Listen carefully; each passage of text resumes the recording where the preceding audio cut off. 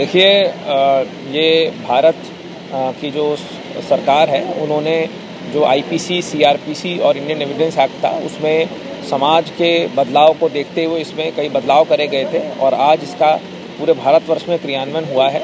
इसमें IPC, CrPC की जगह भारतीय न्याय संहिता, भारतीय न्याय सुरक्षा संहिता और इंडियन एविडेंस एक्ट की जगह इसमें भारतीय साक्ष्य अधिनियम का बदलाव करा गया। इसमें बहुत सारी धाराएँ हैं।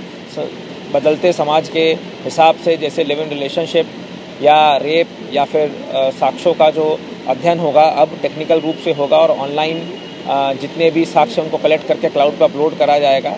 या टेररिज्म का जो शब्द है वो यूएपीए की जगह अब आईपीसी में भी डाला गया है। तो बहुत सारे ऐसे बदलते समाज को देखते हुए बदलाव लाए गए हैं। तो आज हमने पूरे हाथरस जनपद में सभी थानाध्यक्षों को और गस्टेड ऑफिसर को निर्देश दिया था कि सब लोग अपने यहाँ के जितने भी संभ्रांत व्यक्ति हैं, जितने संगठन हैं, व्यापारी संगठन हैं, मीडिया बंधु हैं या जितने अध्यापक हैं, उनके माध्यम से इस कानून का हम लोगों तक मैसेज पहुंचाएं कि जो बदलाव हुआ है, उनके जो अधिकार इसमें बदले गए हैं या उनकी जो जिम्मेदारियां जो उनको बदली गई हैं, उनका हम प्रचार प्रसार कर रहे हैं।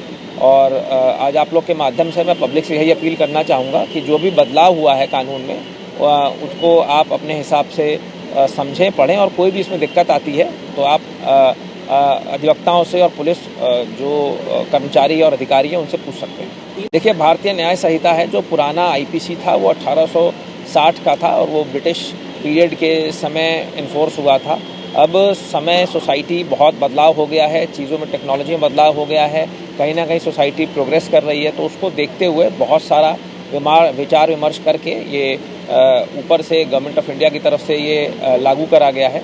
और साथ ही साथ जो एविडेंस एक्ट है, इंडियन एविडेंस एक्ट है, इसमें जितने भी एविडेंसेस हैं अब सारे के सारे ऑनलाइन कलेक्ट करने का प्रावधान करा गया है और इंटीग्रेटेड क्रिमिनल जस्टिस सिस्टम के माध्यम से ये अब क्लाउड पर अपलोड होगा।